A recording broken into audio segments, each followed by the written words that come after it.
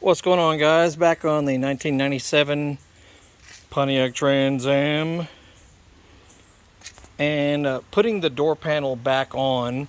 The main issues to be aware of, basically the hooks that go in from the panel to secure it.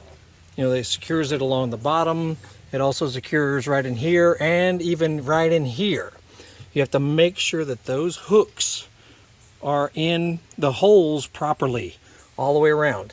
And as well as the top needs to kind of go over, you know, it kind of goes over the back of the window area right there.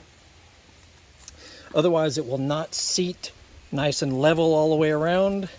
So if you're struggling with it, oh, and don't forget, your wiring needs to come through here, because if you get, you know, sidetracked and you forget about it, the wires might be back in there preventing the door panel from seating.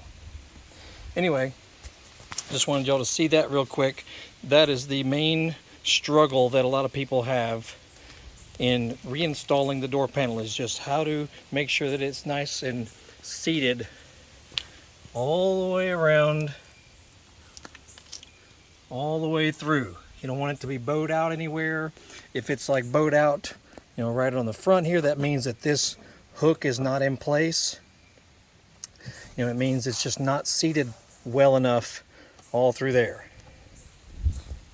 And then the rest of it is pretty self-explanatory as far as putting the heavy screws back in here, down there.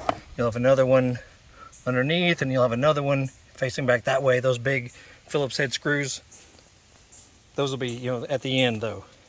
Anyway, just want to throw that out at you. Check out the playlist link at the end of this video, and we got all kinds of videos relating to cars, motorcycles, dirt bikes, lawnmowers, chainsaws, all kind of stuff on our channel.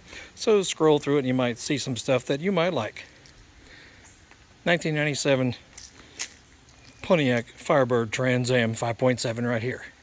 You'll have a great day. We'll see you.